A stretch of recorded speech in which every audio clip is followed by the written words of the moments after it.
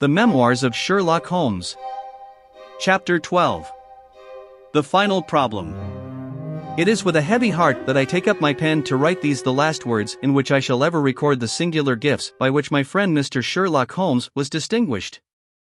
In an incoherent and, as I deeply feel, an entirely inadequate fashion, I have endeavored to give some account of my strange experiences in his company from the chance which first brought us together at the period of the study in scarlet, up to the time of his interference in the matter of the naval treaty, an interference which had the unquestionable effect of preventing a serious international complication. It was my intention to have stopped there, and to have said nothing of that event which has created a void in my life which the lapse of 2 years has done little to fill. My hand has been forced, however, by the recent letters in which Colonel James Moriarty defends the memory of his brother, and I have no choice but to lay the facts before the public exactly as they occurred. I alone know the absolute truth of the matter, and I am satisfied that the time has come when no good purpose is to be served by its suppression. As far as I know, there have been only 3 accounts in the public press, that in the Journal de Genève on May 6, 1891, the Reuters dispatch in the English papers on May 7, and finally the recent letter to which I have alluded. Of these the first and second were extremely condensed, while the last is, as I shall now show, an absolute perversion of the facts. It lies with me to tell for the first time what really took place between Professor Moriarty and Mr. Sherlock Holmes. It may be remembered that after my marriage, and my subsequent start in private practice, the very intimate relations which had existed between Holmes and myself became to some extent modified. He still came to me from time to time when he desired a companion in his investigation, but these occasions grew more and more seldom, until I find that in the year 1890 there were only 3 cases of which I retain any record.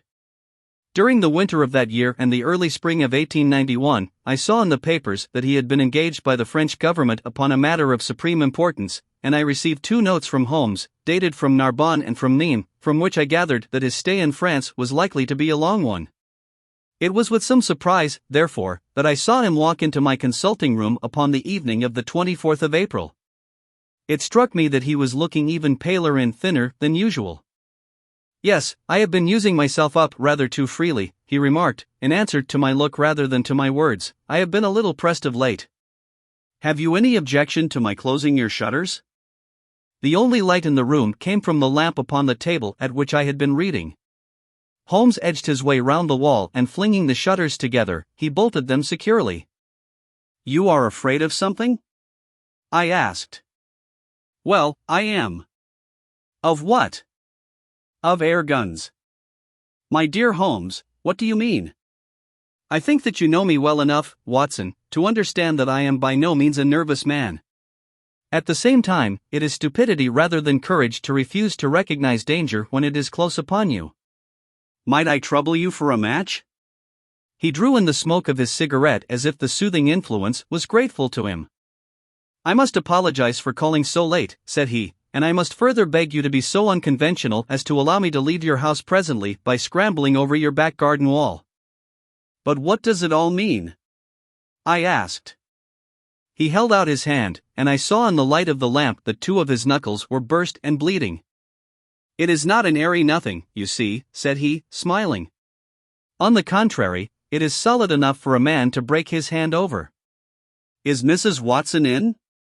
"She is away upon a visit." "Indeed. You are alone?" "Quite." "Then it makes it the easier for me to propose that you should come away with me for a week to the continent."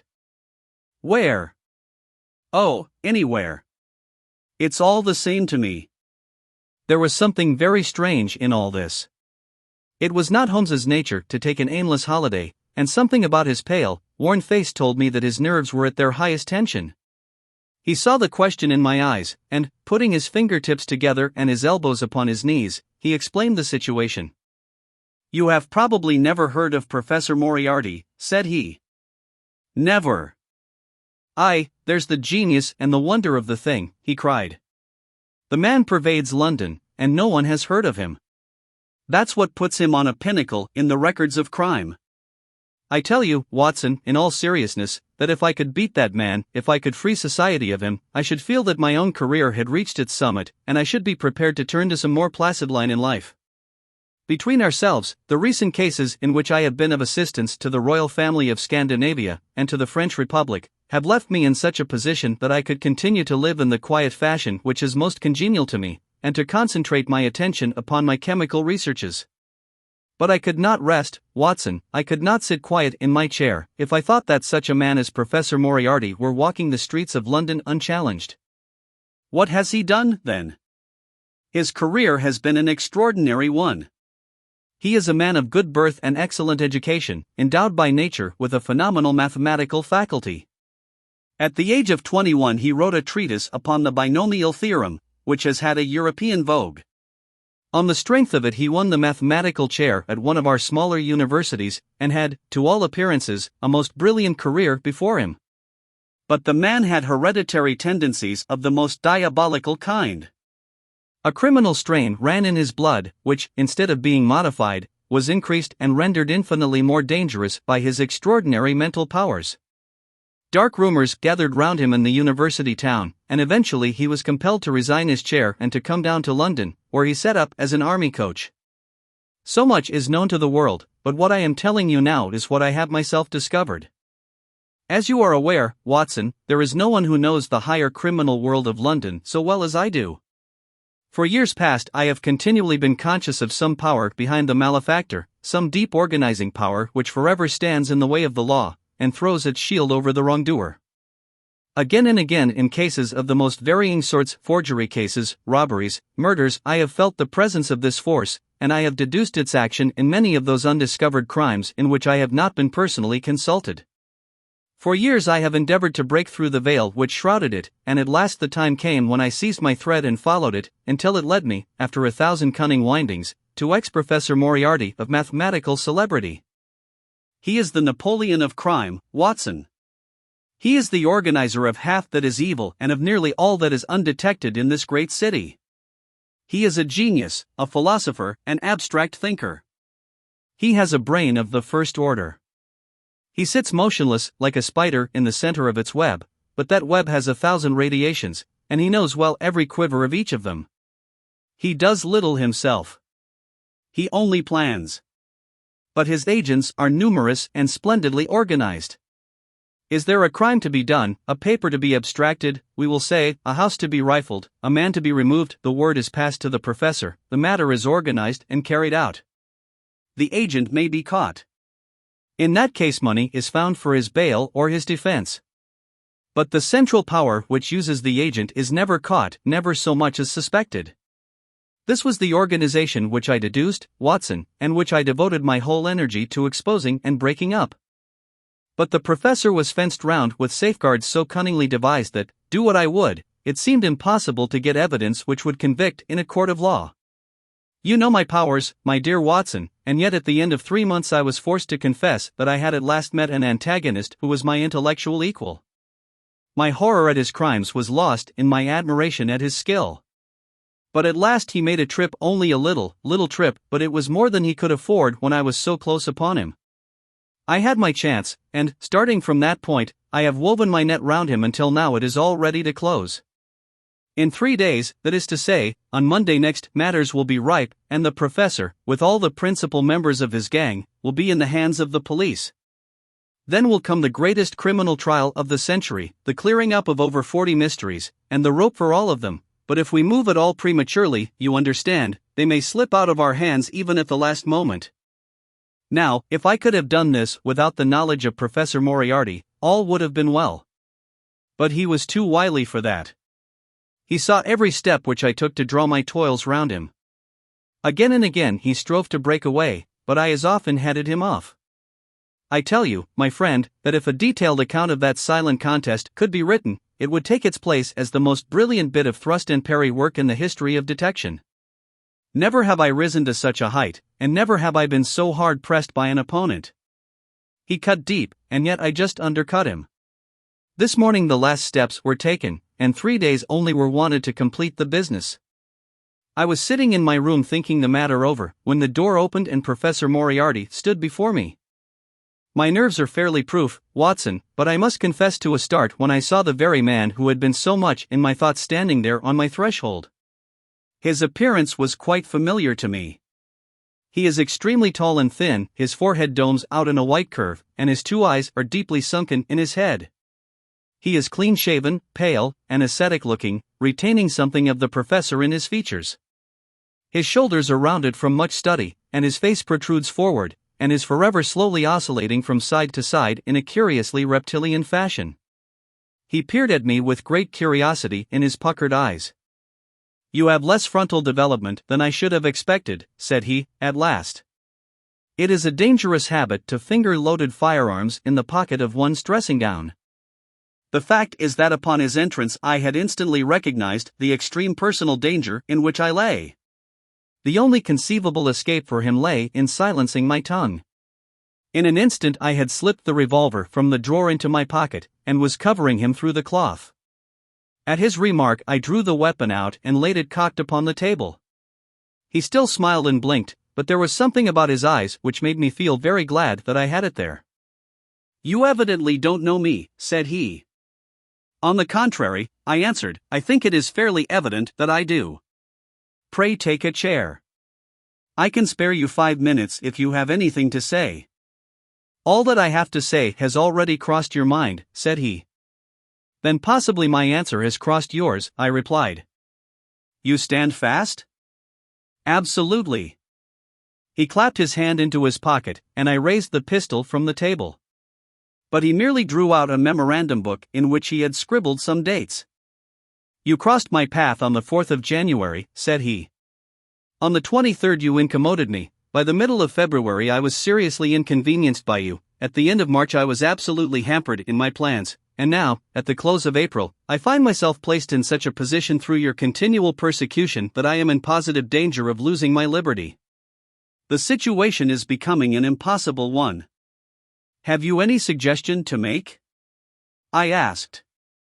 "You must drop it, Mr. Holmes," said he, swaying his face about. "You really must, you know." "After Monday," said I. "Tut, tut," said he. "I am quite sure that a man of your intelligence will see that there can be but one outcome to this affair. It is necessary that you should withdraw. You have worked things in such a fashion that we have only one resource left. It has been an intellectual treat to me to see the way in which you have grappled with this affair, and I say, unaffectedly, that it would be a grief to me to be forced to take any extreme measure. You smile, sir, but I assure you that it really would." "Danger is part of my trade," I remarked. "That is not danger," said he. "It is inevitable destruction. You stand in the way not merely of an individual, but of a mighty organization, the full extent of which you, with all your cleverness, have been unable to realize. You must stand clear, Mr. Holmes, or be trodden underfoot." "I am afraid," said I, rising, "that in the pleasure of this conversation I am neglecting business of importance which awaits me elsewhere." He rose also and looked at me in silence, shaking his head sadly. "Well, well," said he, at last. "It seems a pity, but I have done what I could. I know every move of your game. You can do nothing before Monday. It has been a duel between you and me, Mr. Holmes. You hope to place me in the dock. I tell you that I will never stand in the dock. You hope to beat me. I tell you that you will never beat me. If you are clever enough to bring destruction upon me, rest assured that I shall do as much to you." "You have paid me several compliments, Mr. Moriarty," said I. "Let me pay you one in return when I say that if I were assured of the former eventuality I would, in the interests of the public, cheerfully accept the latter." "I can promise you the one, but not the other," he snarled, and so turned his rounded back upon me, and went peering and blinking out of the room. That was my singular interview with Professor Moriarty. I confess that it left an unpleasant effect upon my mind. His soft, precise fashion of speech leaves a conviction of sincerity which a mere bully could not produce. Of course, you will say, why not take police precautions against him? The reason is that I am well convinced that it is from his agents the blow will fall. I have the best proofs that it would be so. You have already been assaulted? My dear Watson, Professor Moriarty is not a man who lets the grass grow under his feet. I went out about midday to transact some business in Oxford Street. As I passed the corner which leads from Benting Street onto the Welbeck Street crossing, a two-horse van furiously driven whizzed round and was on me like a flash. I sprang for the footpath and saved myself by the fraction of a second. The van dashed round by Marylebone Lane and was gone in an instant. I kept to the pavement after that, Watson, but as I walked down Vere Street a brick came down from the roof of one of the houses, and was shattered to fragments at my feet. I called the police and had the place examined. There were slates and bricks piled up on the roof preparatory to some repairs, and they would have me believe that the wind had toppled over one of these. Of course I knew better, but I could prove nothing. I took a cab after that and reached my brother's rooms in Pall Mall, where I spent the day. Now I have come round to you, and on my way I was attacked by a rough with a bludgeon. I knocked him down, and the police have him in custody, but I can tell you with the most absolute confidence that no possible connection will ever be traced between the gentleman upon whose front teeth I have barked my knuckles and the retiring mathematical coach, who is, I dare say, working out problems upon a blackboard 10 miles away. You will not wonder, Watson, that my first act on entering your rooms was to close your shutters, and that I have been compelled to ask your permission to leave the house by some less conspicuous exit than the front door. I had often admired my friend's courage, but never more than now, as he sat quietly checking off a series of incidents which must have combined to make up a day of horror. You will spend the night here? I said. No, my friend, you might find me a dangerous guest. I have my plans laid, and all will be well. Matters have gone so far now that they can move without my help as far as the arrest goes, though my presence is necessary for a conviction. It is obvious, therefore, that I cannot do better than get away for the few days which remain before the police are at liberty to act. It would be a great pleasure to me, therefore, if you could come on to the continent with me. The practice is quiet, said I, and I have an accommodating neighbor. I should be glad to come. And to start tomorrow morning? If necessary. Oh yes, it is most necessary. Then these are your instructions, and I beg, my dear Watson, that you will obey them to the letter, for you are now playing a double-handed game with me against the cleverest rogue and the most powerful syndicate of criminals in Europe. Now listen. You will dispatch whatever luggage you intend to take by a trusty messenger unaddressed to Victoria tonight. In the morning you will send for a hansom, desiring your man to take neither the first nor the second which may present itself.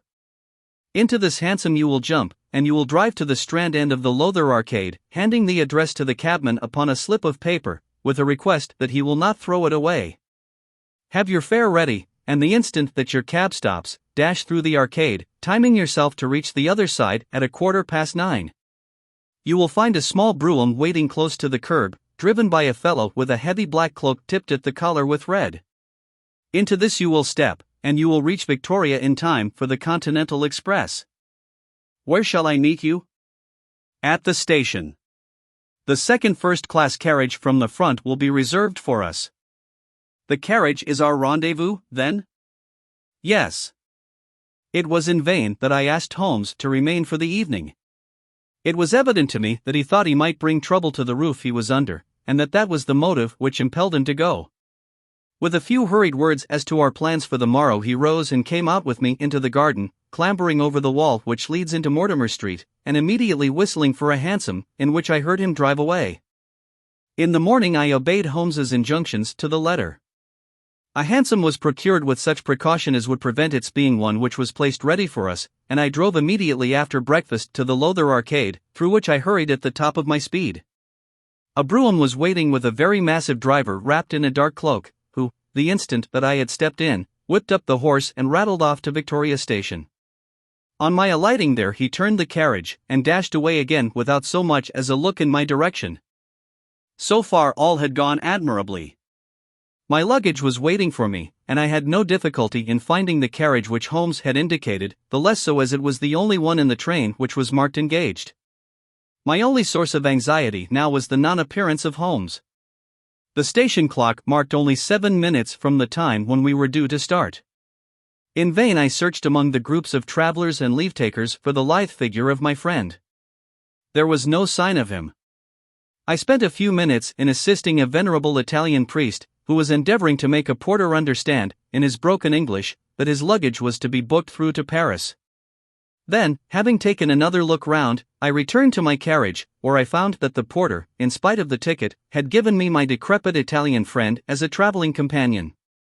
It was useless for me to explain to him that his presence was an intrusion, for my Italian was even more limited than his English, so I shrugged my shoulders resignedly, and continued to look out anxiously for my friend. A chill of fear had come over me, as I thought that his absence might mean that some blow had fallen during the night. Already the doors had all been shut and the whistle blown, when... "My dear Watson," said a voice, "you have not even condescended to say good morning." I turned in uncontrollable astonishment. The aged ecclesiastic had turned his face towards me. For an instant the wrinkles were smoothed away, the nose drew away from the chin, the lower lip ceased to protrude and the mouth to mumble, the dull eyes regained their fire, the drooping figure expanded. The next the whole frame collapsed again, and Holmes had gone as quickly as he had come. "Good heavens!" I cried.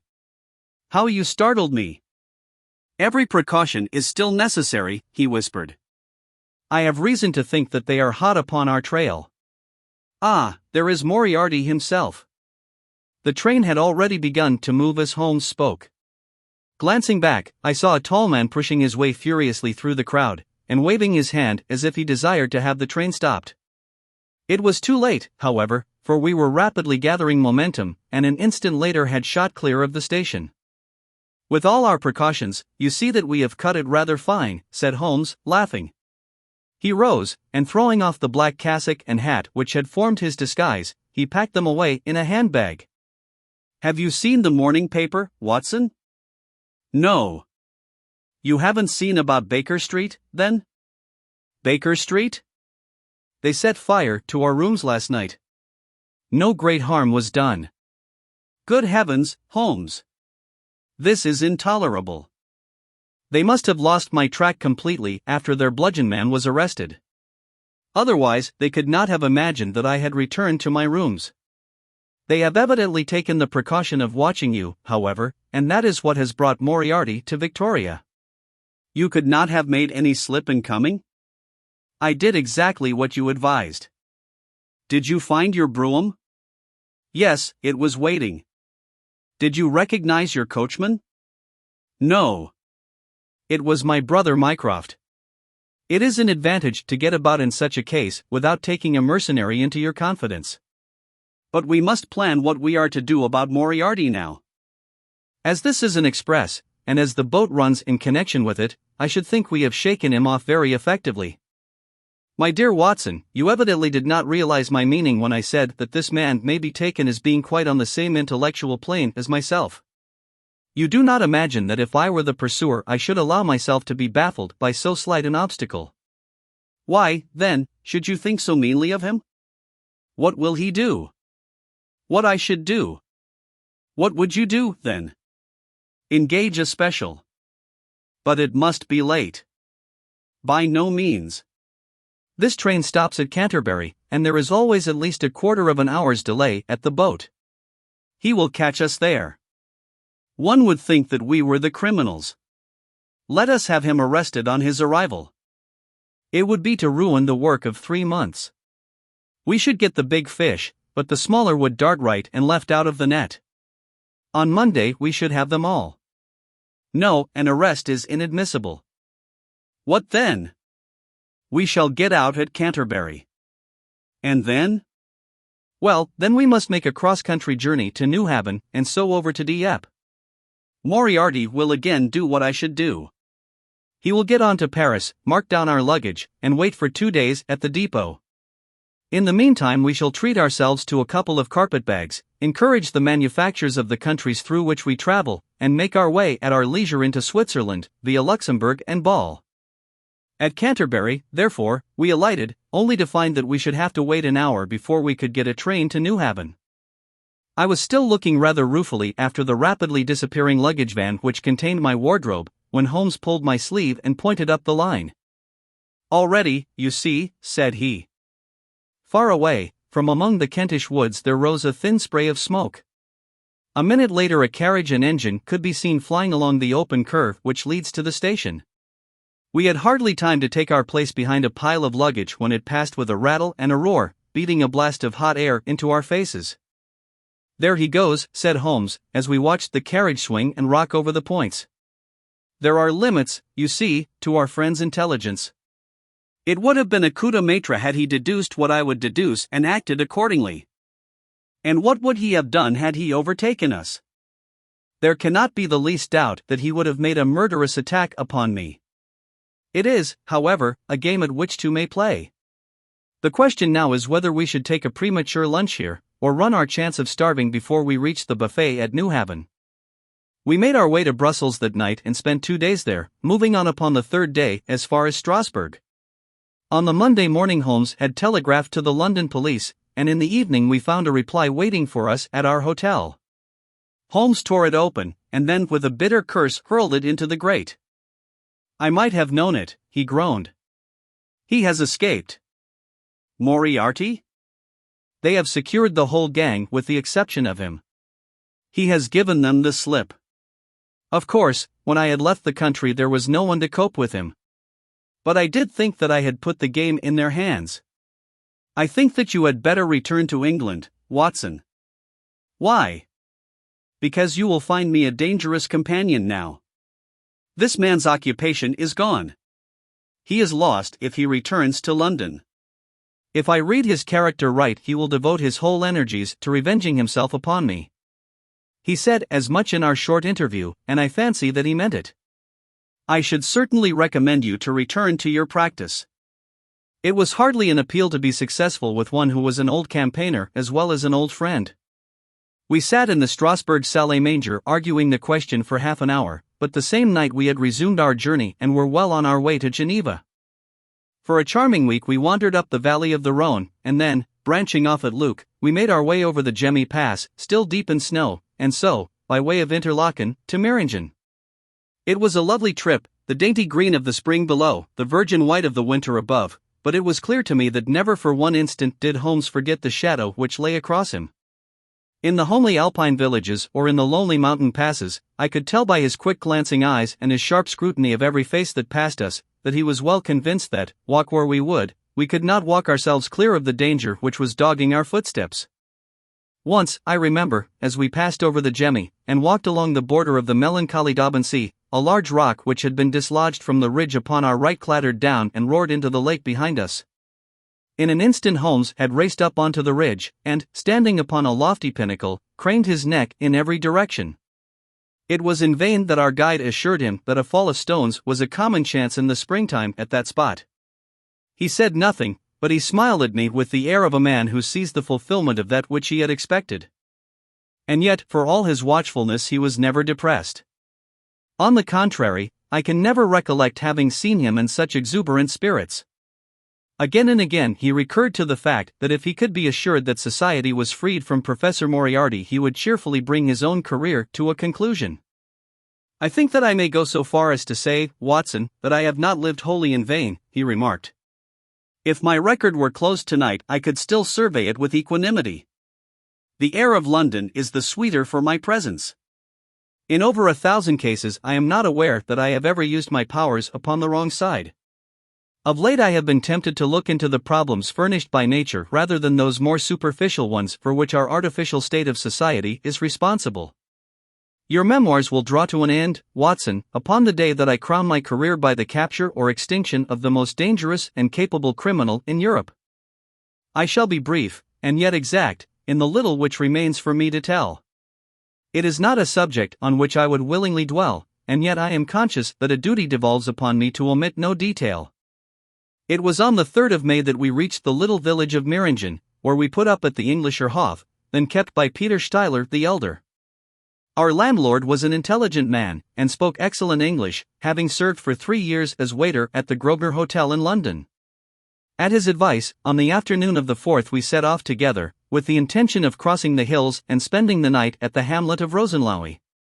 We had strict injunctions, however, on no account to pass the falls of Reichenbach, which are about halfway up the hill, without making a small detour to see them. It is indeed a fearful place. The torrent, swollen by the melting snow, plunges into a tremendous abyss, from which the spray rolls up like the smoke from a burning house. The shaft into which the river hurls itself is an immense chasm, lined by glistening coal-black rock, and narrowing into a creaming, boiling pit of incalculable depth, which brims over and shoots the stream onward over its jagged lip. The long sweep of green water roaring forever down, and the thick flickering curtain of spray hissing forever upward, turn a man giddy with their constant whirl and clamor. We stood near the edge peering down at the gleam of the breaking water far below us against the black rocks, and listening to the half-human shout which came booming up with the spray out of the abyss. The path has been cut halfway round the fall to afford a complete view, but it ends abruptly, and the traveler has to return as he came. We had turned to do so, when we saw a Swiss lad come running along it with a letter in his hand. It bore the mark of the hotel which we had just left, and was addressed to me by the landlord. It appeared that within a very few minutes of our leaving, an English lady had arrived who was in the last stage of consumption. She had wintered at Davos Platz, and was journeying now to join her friends at Lucerne, when a sudden hemorrhage had overtaken her. It was thought that she could hardly live a few hours, but it would be a great consolation to her to see an English doctor, and, if I would only return, etc. The good Steiler assured me in a postscript that he would himself look upon my compliance as a very great favor, since the lady absolutely refused to see a Swiss physician, and he could not but feel that he was incurring a great responsibility. The appeal was one which could not be ignored. It was impossible to refuse the request of a fellow countrywoman dying in a strange land. Yet I had my scruples about leaving Holmes. It was finally agreed, however, that he should retain the young Swiss messenger with him as guide and companion while I returned to Meiringen. My friend would stay some little time at the fall, he said, and would then walk slowly over the hill to Rosenlohe, where I was to rejoin him in the evening. As I turned away I saw Holmes, with his back against a rock and his arms folded, gazing down at the rush of the waters. It was the last that I was ever destined to see of him in this world. When I was near the bottom of the descent I looked back. It was impossible, from that position, to see the fall, but I could see the curving path which winds over the shoulder of the hill and leads to it. Along this a man was, I remember, walking very rapidly. I could see his black figure clearly outlined against the green behind him. I noted him, and the energy with which he walked, but he passed from my mind again as I hurried on upon my errand. It may have been a little over an hour before I reached Meiringen. Old Steiler was standing at the porch of his hotel. "Well," said I, as I came hurrying up, "I trust that she is no worse?" A look of surprise passed over his face, and at the first quiver of his eyebrows my heart turned to lead in my breast. "You did not write this?" I said, pulling the letter from my pocket. "There is no sick Englishwoman in the hotel?" "Certainly not," he cried. "But it has the hotel mark upon it." "Ha, it must have been written by that tall Englishman who came in after you had gone," he said. But I waited for none of the landlord's explanations. In a tingle of fear I was already running down the village street, and making for the path which I had so lately descended. It had taken me an hour to come down. For all my efforts 2 more had passed before I found myself at the fall of Reichenbach once more. There was Holmes's alpine-stock still leaning against the rock by which I had left him. But there was no sign of him, and it was in vain that I shouted. My only answer was my own voice reverberating in a rolling echo from the cliffs around me. It was the sight of that alpine-stock which turned me cold and sick. He had not gone to Rosenlohe, then. He had remained on that 3-foot path, with sheer wall on one side and sheer drop on the other, until his enemy had overtaken him. The young Swiss had gone too. He had probably been in the pay of Moriarty, and had left the 2 men together. And then what had happened? Who was to tell us what had happened then? I stood for a minute or 2 to collect myself, for I was dazed with the horror of the thing. Then I began to think of Holmes's own methods and to try to practice them in reading this tragedy. It was, alas, only too easy to do. During our conversation we had not gone to the end of the path, and the alpine-stock marked the place where we had stood. The blackish soil is kept forever soft by the incessant drift of spray, and a bird would leave its tread upon it. 2 lines of footmarks were clearly marked along the farther end of the path, both leading away from me. There were none returning. A few yards from the end the soil was all plowed up into a patch of mud, and the branches and ferns which fringed the chasm were torn and bedraggled. I lay upon my face and peered over with the spray spouting up all around me. It had darkened since I left, and now I could only see here and there the glistening of moisture upon the black walls, and far away down at the end of the shaft the gleam of the broken water. I shouted, but only the same half-human cry of the fall was borne back to my ears. But it was destined that I should after all have a last word of greeting from my friend and comrade. I have said that his alpine-stock had been left leaning against a rock which jutted onto the path. From the top of this boulder the gleam of something bright caught my eye, and, raising my hand, I found that it came from the silver cigarette case which he used to carry. As I took it up, a small square of paper upon which it had lain fluttered down onto the ground. Unfolding it, I found that it consisted of 3 pages torn from his notebook and addressed to me. It was characteristic of the man that the direction was precise, and the writing is firm and clear, as though it had been written in his study. "My dear Watson," he said, "I write these few lines through the courtesy of Mr. Moriarty, who awaits my convenience for the final discussion of those questions which lie between us. He has been giving me a sketch of the methods by which he avoided the English police and kept himself informed of our movements. They certainly confirm the very high opinion which I had formed of his abilities. I am pleased to think that I shall be able to free society from any further effects of his presence, though I fear that it is at a cost which will give pain to my friends, and especially, my dear Watson, to you. I have already explained to you, however, that my career had in any case reached its crisis, and that no possible conclusion to it could be more congenial to me than this. Indeed, if I may make a full confession to you, I was quite convinced that the letter from Meiringen was a hoax, and I allowed you to depart on that errand under the persuasion that some development of this sort would follow. Tell Inspector Patterson that the papers which he needs to convict the gang are in pigeonhole M, done up in a blue envelope and inscribed Moriarty. I made every disposition of my property before leaving England, and handed it to my brother Mycroft. Pray give my greetings to Mrs. Watson, and believe me to be, my dear fellow, very sincerely yours, Sherlock Holmes. A few words may suffice to tell the little that remains. An examination by experts leaves little doubt that a personal contest between the two men ended, as it could hardly fail to end in such a situation, in their reeling over, locked in each other's arms. Any attempt at recovering the bodies was absolutely hopeless, and there, deep down in that dreadful cauldron of swirling water and seething foam, will lie for all time the most dangerous criminal and the foremost champion of the law of their generation. The Swiss youth was never found again, and there can be no doubt that he was one of the numerous agents whom Moriarty kept in his employ. As to the gang, it will be within the memory of the public how completely the evidence which Holmes had accumulated exposed their organization, and how heavily the hand of the dead man weighed upon them. Of their terrible chief few details came out during the proceedings, and if I have now been compelled to make a clear statement of his career, it is due to those injudicious champions who have endeavored to clear his memory by attacks upon him whom I shall ever regard as the best and the wisest man whom I have ever known.